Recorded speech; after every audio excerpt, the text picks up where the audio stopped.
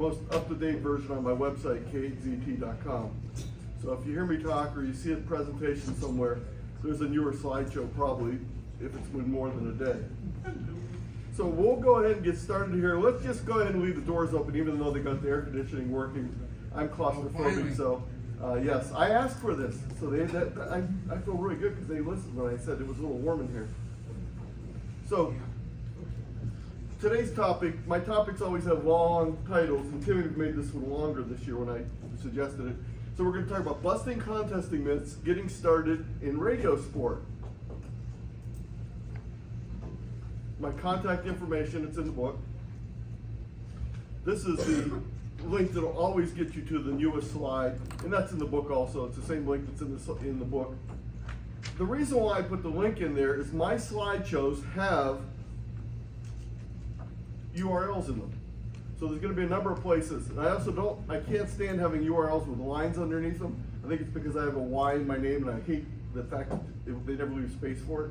So they'll be in this font and they'll often have this little symbol on it. Where's the pointer here? There we go.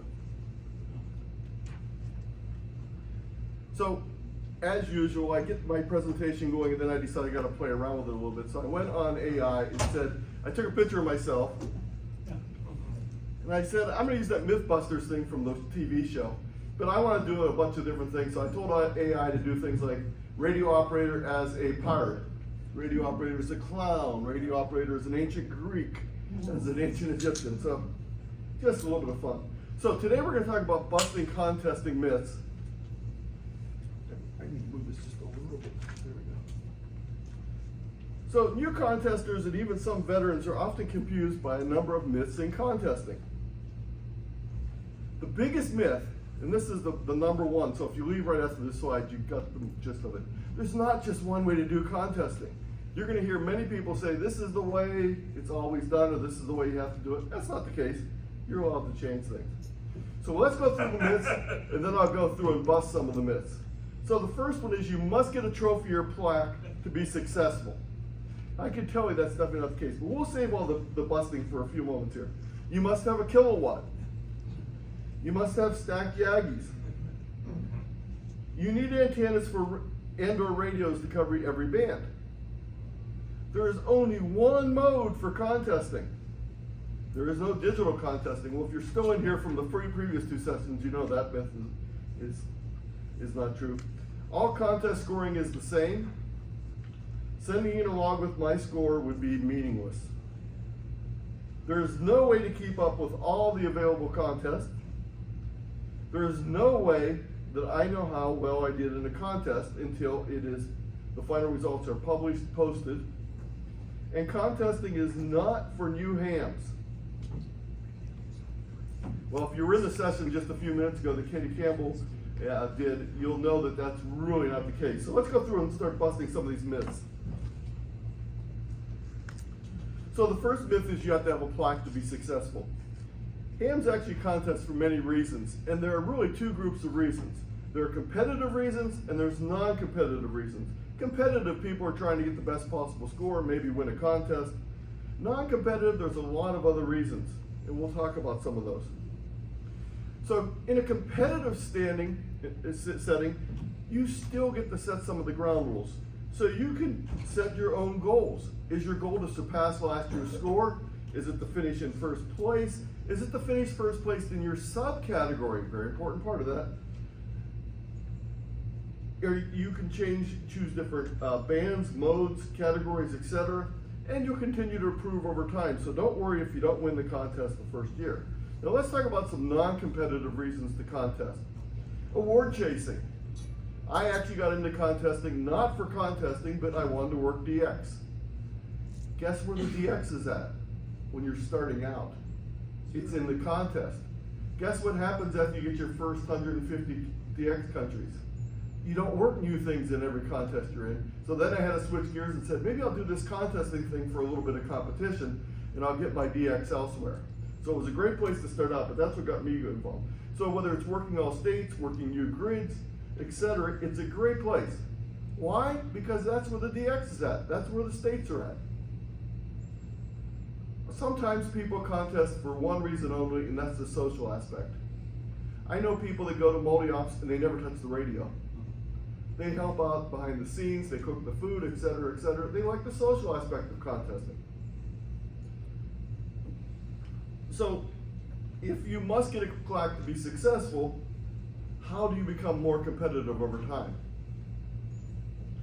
Well, the biggest thing is you're competing against yourself. So you can set your own goals for improving yourself. Each contest can be a measure of success. My wife would often come in the room and go, "How are you doing?" And I referred to what happened in CQ magazine for years. I'm in the yellow box. That meant I was going to be in the top 10 of my category. So she knew I was having a good year. If I said, "That doesn't look good, not going to be in the box this year," she knew it was going to be a bad year. I was just talking to someone outside a few minutes ago. Really, all you can strive to do is finish in that top 10. Whether you end up at first place or not often depends on who else entered that year, what kind of score they had. You have no control over that. So you just want to push yourself to the best you can do, and then you have to hope that that was the right year to do it. Practice, practice, and more practice. Try entering some smaller contests where you have a better chance to win. If you want to get that first place, don't think you're probably going to get into the first CQ Worldwide that you operate in. But you might get into the Maryland QSO Party. Here's a Maryland QSO Party plaque. No, sorry, this is New Jersey QSO Party. Got a first place plaque. Choose the categories that favor your station's operation and your style of operation. If you don't have a beam, you might want to think about lower bands. If you don't have a kilowatt, instead of running 100 watts, maybe you want to try QRP where there's going to be less competition. So eventually, it did pay off. I got the worldwide CQ first place in my category, which is QRP. 2022, I think it was. Is that right? Yep. So there's the plaque. Here's the problem. These are all the times I entered the CQ Worldwide. Between the phone and the CW, this was my 41st try when I got my world plaque. I had gotten first in the US, I had gotten second in the US, I got third in the US, I got fourth in the US. I got second in the world, but I never had first in the world. It took 41 tries before the right people didn't enter the contest that year. It was not my best performance. When you look at these numbers, you can look at them in the book. You'll see that I had many years where I had much better performances and someone else had much better performances. So again, just worry about getting in the top 10 and things will take care of themselves. Another myth is you must have a kilowatt. Well, you know what happens when you have a kilowatt? You're competing against the people that are going to be the toughest to beat. So you've now dug yourself a hole. You're probably going to get more cues, but you're going to be in a more competitive category. Nothing wrong with that. As I mentioned earlier, when you see this font, that means there's a link. This is last year's presentation. I'll be talking about that during the Q&A a little bit later this afternoon. I'll be talking about QRP contesting. You must have stacked Yagis. Having the best possible antenna is always a better thing than having a poor antenna. The towers and Yagis are not possible for many hams. Or, as the case was with my station, I had a nice tower until a wind blew it down last August, and I've been without a tower since then. Recently, more contests are including a new restricted antenna class. So if you have simple antennas, you can enter under that class, and you're competing in a different category. AWRL's new limited antenna overlay. Operations are limited to using single element antennas such as single vertical, an end-fed wire, single dipole, etc., etc. Put you in a different overlay category. There are other overlay categories you may want to consider. There's tri-band simple wire. There's classic, no assistance, one radio, 24 hours, rookie categories, youth categories, etc. Different contests have different overlays, so it's not going to be the same in every contest, but some contests have these overlays that you may want to consider. You need antennas and radios for all bands. Well, no. There are single band contests, there are multi-band contests, so it depends on what you want to do. If you have a killer 160 antenna and you don't have a beam at all, you don't have a tower at all, you might want to think about operating in a low band contest. Now, some bands don't really have a separate band contest, like there's no 20-meter contest. There probably is, but I don't know about it, but there's probably a 20 meter only contest out there. But for the most part, they tend to be on the extremes. 6 meter only, 10 meter only, 160 only. So there's a number of contests. There's also VHF and UHF contests. There's only one mode for contesting. Many contesters have personal preferred modes. Many prefer CW, that's a given. We know that, you've been around some of these people. But that's not the only mode. And unfortunately, sometimes newbies say, I can't contest because I don't know CW. Well, there's digital contesting, there's phone contesting, so there's a variety of things. Being a DX hunter at heart, I never limit myself to modes. I'll operate any mode that I can get a new one on. So I'm active on CW, I'm active on phone, I'm on FT8, FT4, operate satellites every once in a while, operate VHF, UHF, so don't limit yourself. So as Cal number 1 says, a purist, I only operate CW and always using a straight key. And Cal number 2 says, well, okay, is this a form of Amish ham radio? Single mode contest. Pick the mode you like and operate in a single mode contest. Some contests have multiple modes in them. So there's a variety of different contests for different contesting operating styles. So if you like both different 2 modes at the same time, pick something like the CQM, which is a worldwide contest to use a single sideband CW. But if you're interested in a single band, one of the CQ contests typically are single mode contests with multiple bands.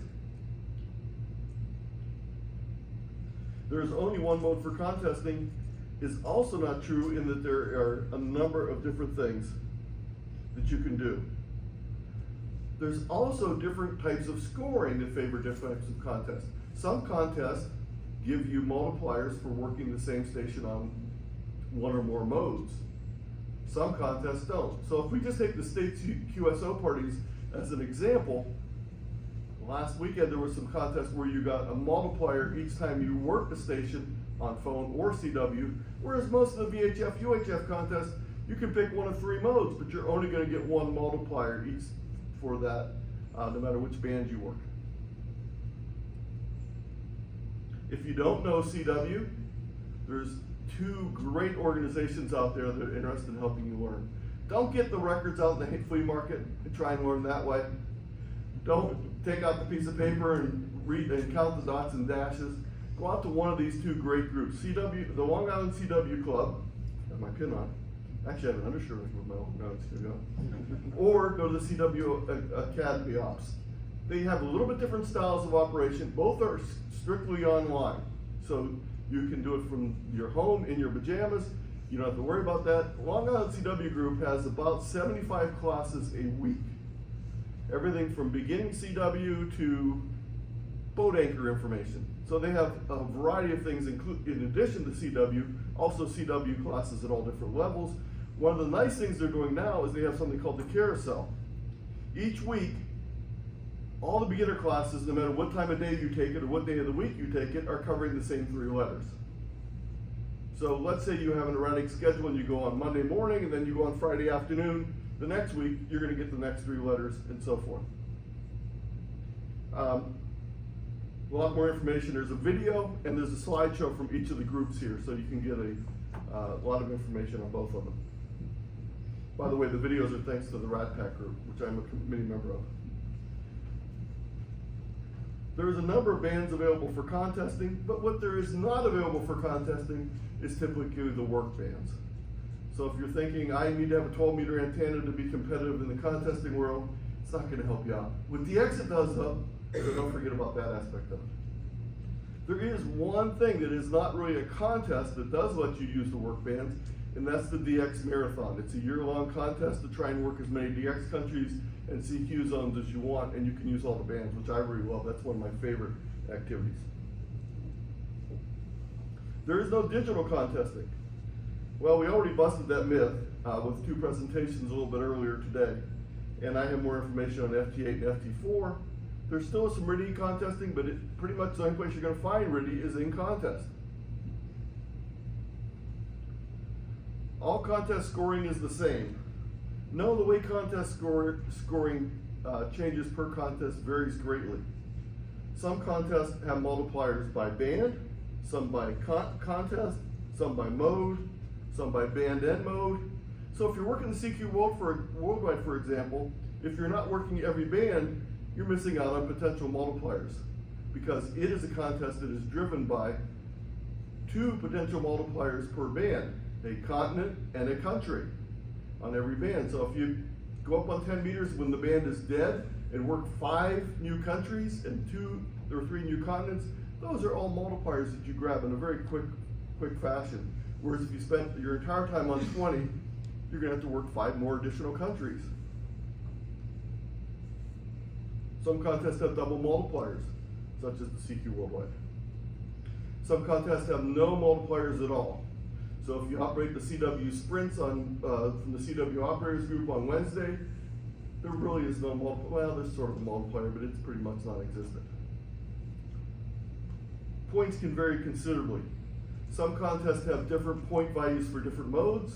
I know it's not a contest, but you all know Field Day has double the points for digital and CW, and you only get a single value for phone contests. So every year when I operate CW and I show the group, the club, oh, we had less than the 40-meter phone station, but we got 3 times as many points as the other station. Some have different points per band. Typically, contests that have point per band higher scores are on the low bands. So some contests use 40 meters, some use 80 as the threshold with more points. Sometimes there's different locations. Yes, go ahead. Go ahead and finish your, I don't want to interrupt, go ahead and finish that point. Okay, some contests have different locations. So for example, in the CQ Worldwide, when you work a North American station, you get 1 point. When you work a station outside of North America, you get 3 points. That's why certain points in the Caribbean are much more competitive, because they are 3-point destinations from the US as opposed to 2 or 1-point destinations. Yes, go ahead. Say, I don't work the contest, but I know there's one, and you might know what it is. The point you get is determined by the distance you are Yes, from them. that is the, It's very yes, points. that is the Stu Perry contest. There's 2 really unique things about the Stu Perry 160 contest. Its score is based on the distance, and there's more contests also do that, but the Stu Perry contest also has an interesting factor. If you work a QRP station, you get more points as the high power station that worked them. So a couple years ago, I got a little thank you from a gentleman in Puerto Rico because it was a long distance. I was working QRP, so he got like 32 points for working me. It's the only contest where your score actually goes up after you turn it in, because when they take out all the bad scores, they also give you the bonuses for the stations that turn out to be QRP. So there are also some bonus stations. Some state QSO parties have special bonus stations available. All contesting and scoring is the same. No, some I'll give you power bonuses for give you bonuses for lower power, or they put you in separate categories. And that's where I mentioned the Stu Perry contest, actually. Not only can scoring be different contests have different flavors, each with its own subtle differences. This is one of the great things about amateur radio contesting. It provides opportunities for hams with a variety of backgrounds and skills and interests. Amateur radio is one of the few sports where you get to pick your own playing field. Enter the contests that favor your equipment, your operation style, your skills. Whether it's a different mode, a different band, a level of competitiveness. Some stations favor geographic location. So you might want to choose a contest that favors your geographic location. Being in Maine is great for working 160. Your chances of working DX in Europe are greatly increased. But also, if it's a contest that's on the low bands, being in the middle of the country means that you're not going to overshoot the rest of the country. So if we're doing the same thing and it's a contest on 10 meters and we're in Maine and the band is not open to Europe, it's not the same as being on 160 in the middle of the United States. So it basically comes down to this. First of all, there's a problem when you first start out contesting, and that's called the multiplier trap. If you're just in it for the fun or in to get number of DX increased, then don't worry about the multiplier trap. But if you want to be able to win the contest, if you get hung up on the multipliers sometimes your total score could suffer. And I'm guilty of that many times. I'd much rather work the rare DX station than work the other 12 stations that are there. So remember, it's points times multipliers gives you the score, and the effect of multipliers varies considerably by contest. So make sure you know how that works if you're really interested in being competitive. Okay, so here's what happens affecting your ability to win a contest. The number of QSOs, very important. If you're running, that means you're going to have more QSOs, and that's pretty much the main way to increase your QSO number is running. The point values of the QSO can greatly affect your score. And we talked about some of the things that affect how many points you get for different contests. Multipliers are important, and their importance varies from contest to contest. Secondary multipliers can include things such as power, mode multipliers, multipliers by band, by mode, one time, scoring by distance, bonus points for working special stations, etc. Number 5 is accuracy. If you're not accurate, you're going to get dinged. Either lose the points that you got for that contact or lose the points you got for the contact plus a penalty points. Number 6, as I mentioned earlier, you can have the best score you ever had, but if someone else had a score just a little bit better that year, you won't win the contest in number 1.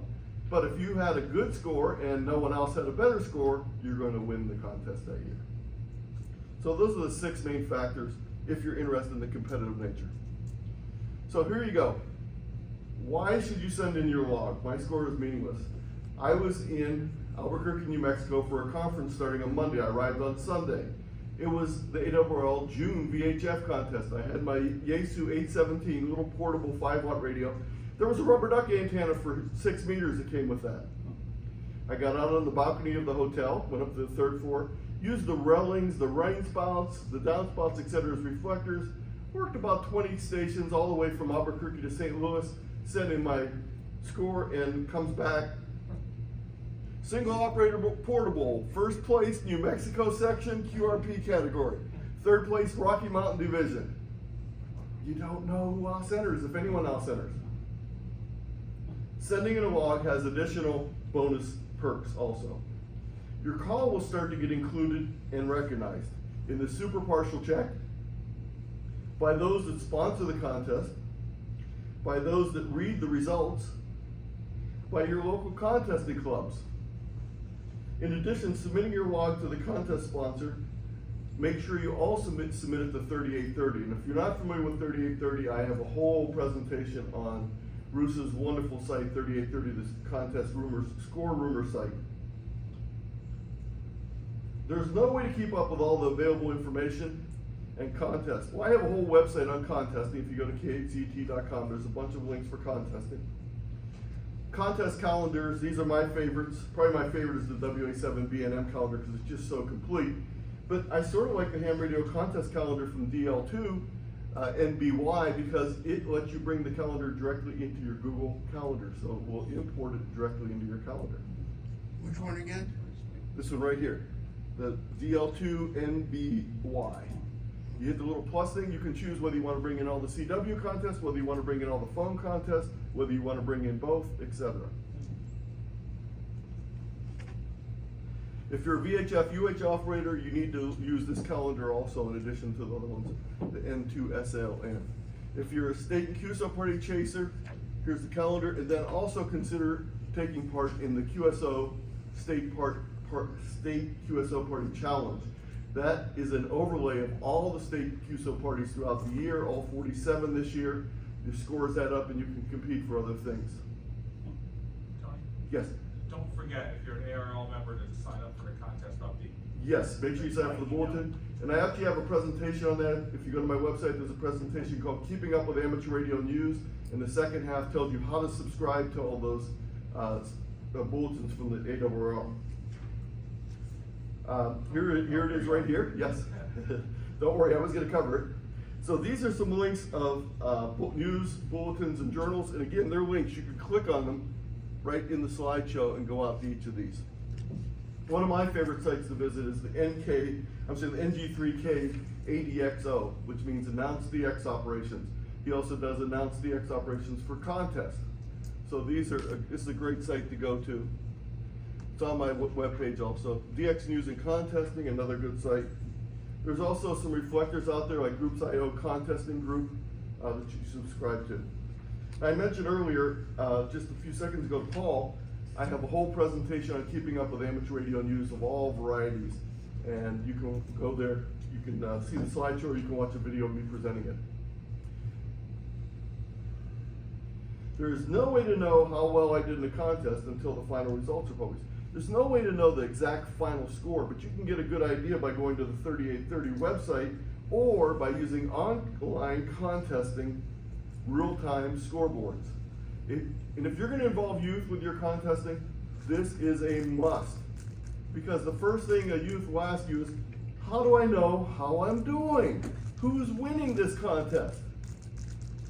Participate in these. They're a great tool for getting you contesters, especially youth, involved in the excitement of contesting. The first thing they're going to tell you is there's no ESPN coverage of this contest. Why is it important? Well, this is our own version of ESPN. Having an online scoreboard is a great way to participate. How hard is it to do? You go into your logging software like N1MM and you click on one little button and it will automatically push your scores out to these sites. And I have details on how to do that on my link that's there. Here's an example of what they look like.